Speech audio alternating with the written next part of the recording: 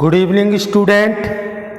हम लोग probability chapter को रीड कर रहे थे और प्रोबेबिलिटी चैप्टर में आप लोगों को बेस थ्योरम वाला जो मेन टॉपिक था वो आपका चल रहा था और लगभग उसके हम लोग एंड की ओर हैं और उस चैप्टर के एंड की ओर हम लोग अपने जा रहे हैं। देखें हम लोग प्रोबेबिलिटी जो चैप्टर है उसको एक बार फिर उसके इम्पोर्टेंट क्वेश्चंस पर हम लोग देखेंगे, इम्पोर्टेंट क्वेश्चन को कराएंगे।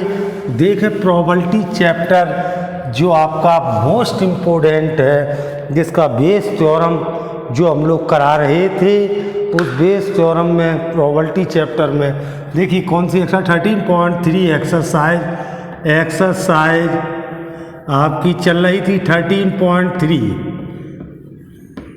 ठीक, 13.3 आपका जो भी है इम्पोर्टेंट तो है, ये तो आपको मानना पड़ेगा क्योंकि ये जो चैप्टर है आपके लिए महत्वपूर्ण है। इसके कई क्वेश्चन, हर तरीके के क्वेश्चन को मैंने बताया था, फार्मूले भी बताए थे। तो उसमें आपको बताया था कि दो चीज़ें होती हैं, एक चीज़ सिलेक्ट की जाती है और सिलेक्ट करने वाली चीज़ से हम एक चीज़ और निकालते हैं। तो ये प्रोबेबिलिटी आया, तो ये प्रोबेबिलिटी पूछते हैं कि बताओ कौन सी चीज़ से कौन से उसमें से निकाली गई है। तो कल भी मैंने आपको क्वेश्चंस कराए थे प्रोबेबिलिटी के, तो उन क्वेश्चनों को आज फिर हम लोग देखेंगे। कुछ क्वेश्चंस और इसके रह गए हैं जो कि आपके इम्पोर्टेंट हैं। अभी आपका 5 क्वेश्चन भी बताना है बेटे।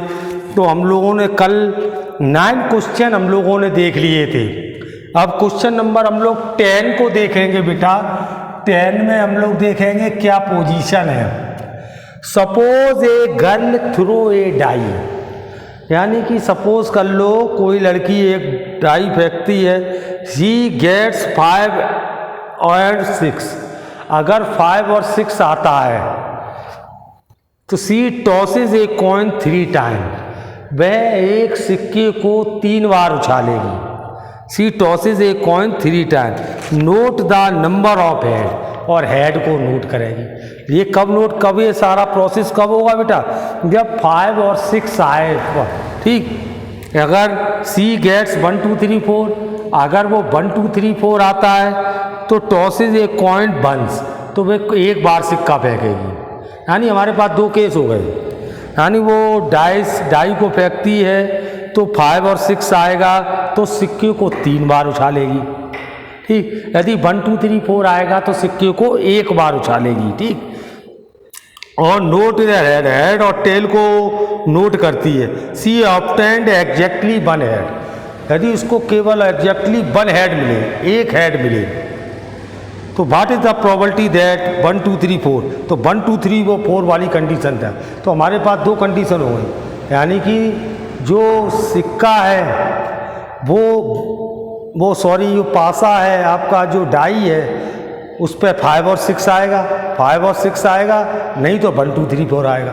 तो 2 इवेंट हमारी ये मिल गई, E1 और E2, क्योंकि लास्ट में उन्होंने ये पूछा है कि 1 2 3 4 से आए, तो इसका मतलब 2 इवेंट हो गई, 5 और 6 आएगा और 1 2 3 4 आएगा। तो अब E1 और E2 तुरंत हम लास्ट वाला देख के मान लेते हैं। तो E1 को आप लेट कर लीजिए, E1 में आप लेट कर लीजिए, क्या नोट करेंगे, E1 में नोट करेंगे इवेंट ऑफ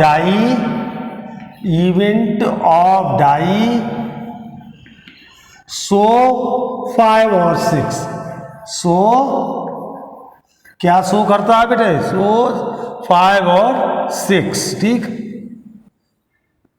5 और 6, यानी E1 में हमने इवेंट मान ली कि जो डाइस है वो 5 और 6 शो करेगा। E2 में इसके अपोजिट मान लो, E2 में हमने क्या लेट कर लिया, इवेंट ऑफ डाई, इवेंट बहुत इंपॉर्टेंट क्वेश्चन है बेटा, जब ध्यान से सुनना, डाई शो 1 2 3 4, 1 2 3 4, यानी कि 1 2 3 4 आए। हम प्रोबेबिलिटी निकाल सकते हैं बेटा, 5 और 6 है तो इसका मतलब 2/6 यानी 1/3। ठीक, P1 की। और P2 में बेटे कितनी इवेंट है? 4, 1 2 3 4 है, तो 4/6 यानी 2/3। समझ में आई बेटे इस बात को? क्लियर है? अब A = अब मान रहे हैं एग्जैक्टली मतलब एग्जैक्टली 1 है। इवेंट ऑफ एग्जैक्टली 1 है। इवेंट ऑफ एग्जैक्टली 1 है, यानी 1 हेड आए। अब चेक करो बेटे, अब हम कंडीशन देखिए, उसने क्या कहा था? 5 और 6 आएगा। 5 और 6 अगर आएगा तो सिक्के को हम 3 बार उछालेंगे। 3 बार उछालने पर आप जानते हैं कितनी कंडीशनें बनेंगी? 8। तो 5 के साथ 8 बनेंगी। ध्यान से देखो बेटे, 5HHH, 5HHT, 5HTH, ठीक, 5HTH, 5THH, सही है। और 5HTT, 5HTT, और आपका हो गया 5HTH और 5H, ये दोबारा हो गई क्या? HTH, ये HTH हो चुकी है, तो जी हो जाएगा THT, TTH और 5TTT, 5 के साथ बन गई। और सिमिलरली इसी तरीके से ये 6 के साथ भी होंगे। मैं डॉट डॉट करके लिख दे रहा हूँ बेटे, मैं डॉट डॉट करके लिख दे रहा हूँ। तो total condition, number of outcome, total number of outcome कितने हुए? टोटल नंबर ऑफ आउटकम 16 हो गए। चेक कर लो कितने हो गए? 16, क्योंकि 5 के साथ 8 को 5 आएगा तब भी सिक्का 3 बार फेंका जाएगा, तो 8 कंडीशन बन गई। 6 आएगा तब भी सिक्का 3 बार फेंका जाएगा, 8 6 के साथ बनी, 5 8 इसके साथ बनी। तो टोटल कितनी होगी? मैं शो नहीं कराई है, ध्यान से देख लेना, मैंने शो नहीं कराई है। टोटल हमने डॉट डॉट करके लिख दिया है। तो टोटल नंबर ऑफ आउटकम कितने हो गए हमारे? 16। अब पहले केस के 16 हो गए। अब ध्यान से देखना, यानी एग्जैक्टली 1 हेड आए, और कंडीशन कौन सी हो? पहली वाली। पहली वाली कौन सी है? 5 और 6 की। ध्यान से तो देखिए, एग्जैक्टली 1 हेड, केवल 1 हेड आए तो कितनी हो गई? देखो 1 हेड आ रहा है, 1 हेड आ रहा है, 1 हेड आ रहा है, 3 ही हो गई। ऐसे ही 3 किसके साथ होंगी? 6 के साथ होंगी। तो टोटल कितनी हो गई?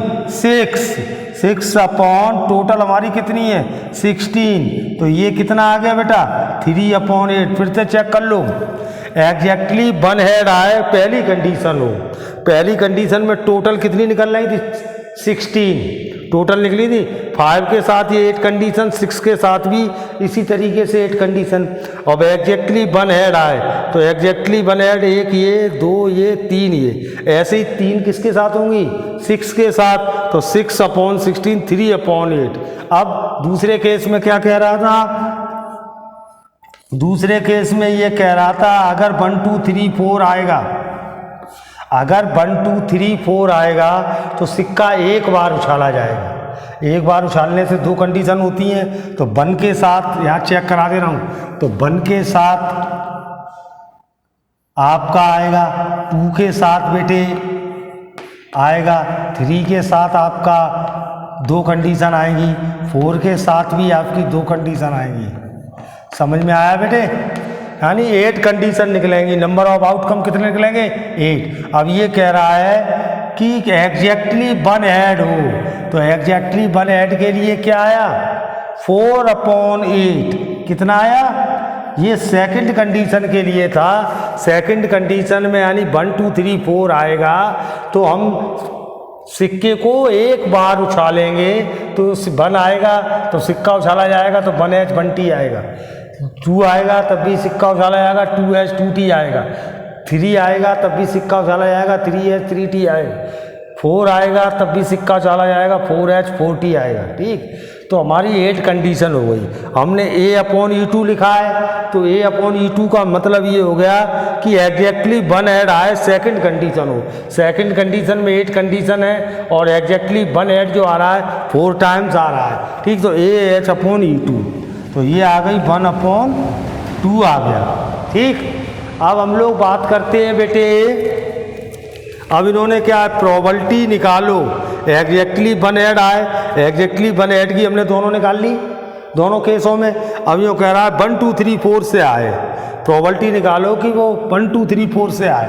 तो 1 2 3 4 का मतलब 1 2 3 मानी थी E2/A, हमें क्या करना है, फाइंड करना है। 1 2 3 4 को हमने E2 माना था तो आप E2/A का फार्मूला लगाएंगे तो आपका फार्मूले में हमने कहा जो यहाँ ली जाती है वो ऊपर आती है।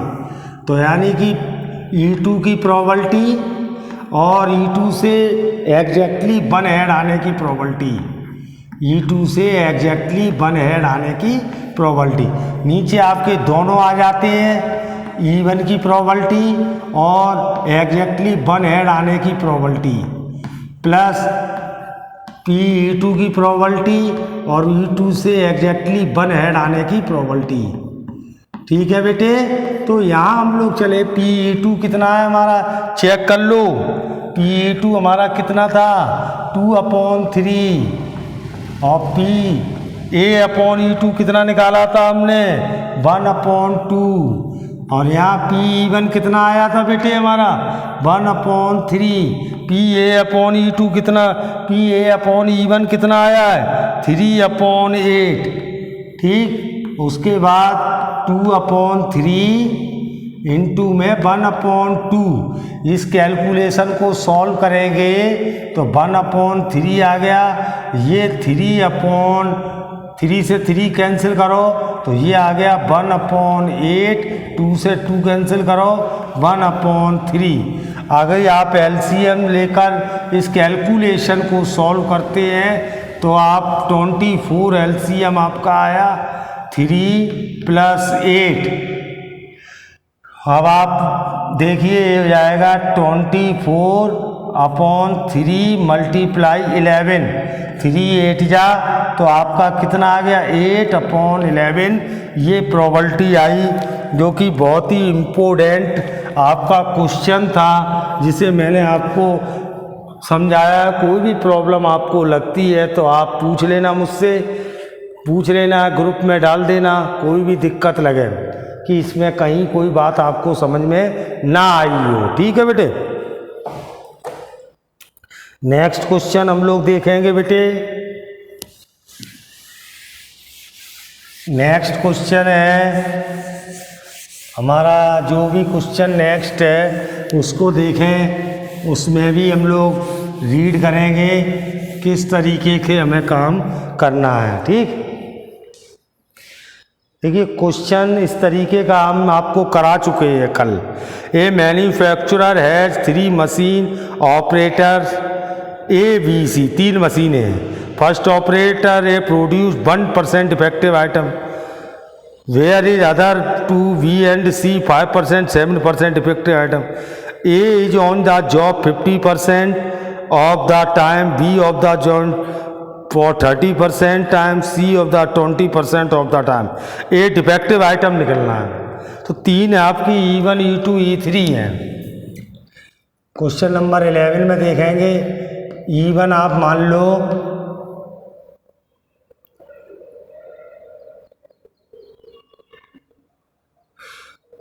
इवेंट ऑफ मशीन है, event of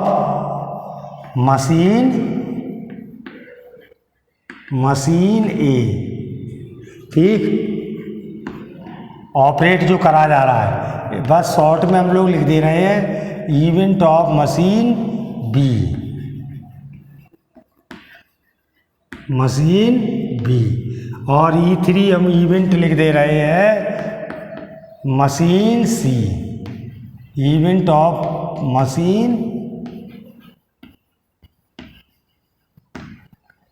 machine C, 3 event है। तो देख लीजिए P1 दे रहा होगा उसमें, मशीन एक कितना जॉब करता है, 50% ये जॉब ऑन द मशीन, तो 50% करता है तो 50/100, तो 1/2 आ गया। P2 कितना जॉब कर रहा है बेटे, 30%, P2 का दे रहा है 30%, B is on job for 30% उसने ऑपरेट किया है, तो यानी कि 3/10। और आपका P3 यानी सी मशीन जो है वो आपका कितना जॉब कर रहा है, 20%, तो 20/100 यानी कि 1/5। ठीक, अब ये मान लो defective items, event of defective items. अब हमारा जो निकल के आया है तीनों मशीन से वो डिफेक्टिव आइटम निकल के आया है, तो पहली मशीन से डिफेक्टिव आइटम हो क्या % दे रहा है, चेक कर लो, 1% डिफेक्टिव आइटम फर्स्ट ऑपरेट ए प्रोड्यूस, ए जो प्रोड्यूस कर रहा है तो 1% है, तो 1% का मतलब 1/100।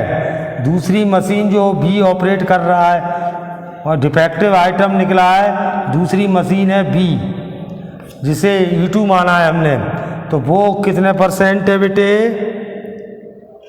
5% डिफेक्टिव आइटम कितना कर रहा है, 5/100 मीन्स 1/20। और तीसरा जो डिफेक्टिव आइटम निकल के आ रहा है यानी A/E3, वो क्या % है, 7% डिफेक्टिव आइटम सी, तो यानी कि 7% यानी 7/100 इज इक्वल टू, यही रहेगा आपका। अब इन्होंने क्या पूछा है, what is the probability it produce by A से होना चाहिए, तो आपको क्या निकालना है, ए हमने E1 माना था, E1/A हमें ये फाइंड करना है। समझ में आया। अब आप 3 है, तीनों को आप लगा के कर सकते हैं, जैसे आप चाहें तो क्या लगाएंगे, यही तो फार्मूला P(E1/A) का क्या लगेगा, P(E1) प्लस इंटू P(A/E1), नीचे हमने कहा तीनों आ जाएंगे, तो P(E1) into P(A/E1) plus P(E2) P(A/E2) plus P(E3) P(A/E3), ये सारी वैल्यू आप इस फार्मूले में लगा दें और आपका आंसर निकल कर आ जाएगा। ठीक, तो इस तरीके से हम लोग क्वेश्चंस को निकालते हैं बेटे, इस तरीके से हम लोग क्वेश्चन को पूरा करते हैं। ठीक, देखिए आपका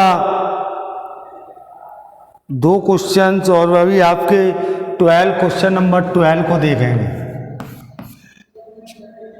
ए card from a pack of 52 card is lost, यानी 52 ताश के पत्तों में से एक पत्ता खो गया है। ठीक है, from A remaining cards of the pack, बचे हुए 51 पत्ते रह गए बचे हुए, तो उसमें से 2 कार्ड ड्रॉ करे गए हैं, 2 कार्ड निकाउंट करे गए हैं और to be found both diamond, और दोनों पत्ते जो 51 पत्तों में से 2 पत्ते निकाले गए हैं, वो दोनों पत्ते जो थे वो डायमंड के निकले। What is the probability lost card is being diamond, यानी प्रोबेबिलिटी निकालनी है। हमने कहा लास्ट E1 E2 लास्ट वाले से मालूम पड़ता है, प्रोबेबिलिटी निकालनी है कि खोया हुआ जो कार्ड है वो डायमंड का हो। तो हमारा 2 केस बन गए, तो E1 हम मान ले रहे हैं इवेंट ऑफ लॉस्ट कार्ड, जो खोया हुआ कार्ड था, लॉस्ट कार्ड इज डायमंड, यानी वो काहे का था, डायमंड का था। ठीक, और E2 में मान लो event of lost card is not diamond, इसके अपोजिट मान लो event of lost card is not diamond, is not diamond, यानी डायमंड का नहीं है। दो बात हो गई। पहले E1 E2 की प्रोबेबिलिटी निकाल लो। तो पहला एक खोया हुआ कार्ड जो था वो डायमंड का था। डायमंड के हमारे पास कितने पत्ते होते हैं? 52 होते हैं कार्ड्स। तो क्या रह गया? 1/4। अच्छा, खोया हुआ जो कार्ड है वो डायमंड का ना हो तो डायमंड के 13 हटा दो तो 39 रह गए। तो 39 डायमंड का नहीं है। बाकी कोई भी और सीट का खोया है तो 39 थे डायमंड का हटाकर, तो कितना रह गया? 3/4। समझ में आई बेटे? अब इन्होंने ड्रॉ किया है तो A बराबर event of 2 cards are diamond. तो event of 2 cards are diamond, 2 cards are diamond, यानी कि जो बाद में जो पत्ते रह गए हैं वो 2 पत्ते निकाले गए हैं, वो दोनों काहे के निकले हैं? निकले डायमंड के ही हैं। तो पहले केस से डायमंड का निकलना, अब पहले केस से डायमंड का निकलना ध्यान से चेक कर लो। पहला केस था डायमंड का पत्ता खोया था, तो डायमंड के कितने पत्ते रह गए उसमें? 12। तो 12 में से कोई 2 पत्ते निकल सकते हैं, 12C2। टोटल हमारे पास कितने रह गए? 51C2। निकलने के तरीके आ गए। तो 12C2 ये हो जाएगा 12 इंटू में 11 और 2 इंटू में 1, ये हो जाएगा 51 इंटू में 50 और अपॉन 2 इंटू में 1। ये कैंसिल हो गया। अगर आप इसका मल्टीप्लाई करें 132 अपॉन ये आ गया। ठीक, समझ में आई बेटे बात? तो अब हम लोग पहले केस से निकल के आ गया था, अब हम लोग दूसरे केस से देखेंगे। दूसरे केस में देखेंगे डायमंड का पत्ता यानी PA/E2। अब देख लो, चेक कर लो, केस दूसरा है। जो हम दूसरे केस में देखा था डायमंड का पत्ता नहीं खोया है, पत्ते तो खोया है, डायमंड का नहीं खोया है, लेकिन निकलने वाला जो पत्ता था वो दोनों डायमंड के थे। तो डायमंड के तो पूरे 13 रहेंगे, 13/13C2। अब डायमंड का पत्ता तो नहीं खोया है, डायमंड के पूरे हैं, लेकिन और किसी सीट का खो गया है तो पत्ता तो एक कम हुआ है, 51C2। समझ में आया? तो यहाँ से वैल्यू निकाल लो आप।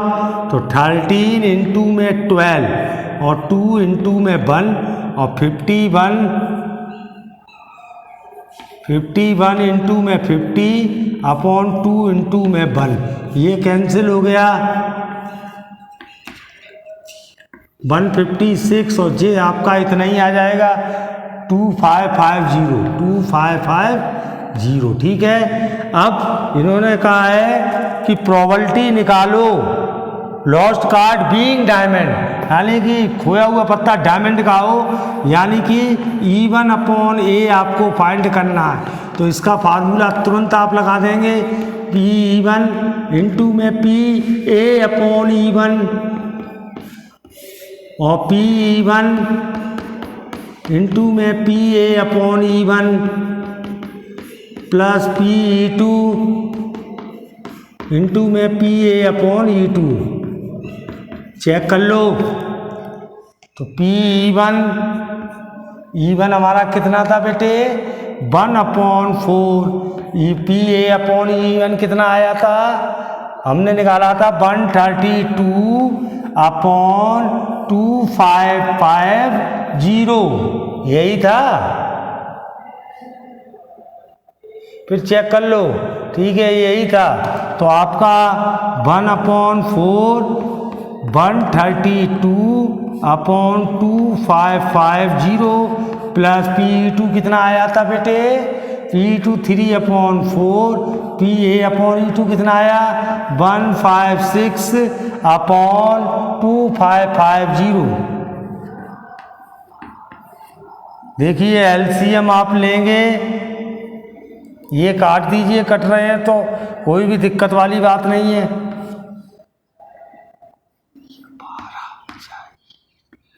तो यू पर आ गया आपका 33/2550। नीचे भी कट जाएगा ये 33/2550, ये भी कट जाएगा।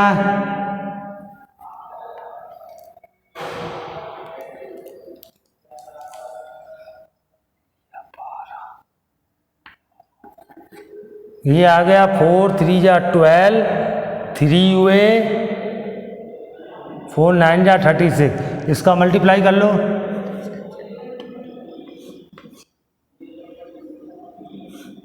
ठीक, आपका ये आ गया। अब इसको एलसीएम लेके आप सॉल्व करेंगे। एलसीएम आपका आ जाएगा, सेम है एलसीएम, डायरेक्ट कर लो। एलसीएम सेम है तो ये कितना हो गया बेटा 150 ऊपर कितना है 33/2550, ये कैंसिल हो गया, आंसर आ गया 33/150 आपका ये आंसर आ गया। चेक कर लो आप आंसर। 13.3 का क्वेश्चन नंबर 12, 13.3 का क्वेश्चन नंबर 12, 11/50 आ रहा है। 3 की टेबल से आप कट कर सकते हैं, कोई दिक्कत नहीं है। लोएस्ट टर्म में आप लिख दें 3 से ये आपका 11 टाइम, ये 50, तो 11/50 आपका आंसर आ गया। ये हमने आपको बेस थ्योरम के आज इम्पोर्टेंट क्वेश्चन कराए थे, आप इन क्वेश्चनों की प्रैक्टिस करना। ठीक, नेक्स्ट वीडियो में फिर जो बचे हुए क्वेश्चंस हैं उनको कराऊंगा। धन्यवाद।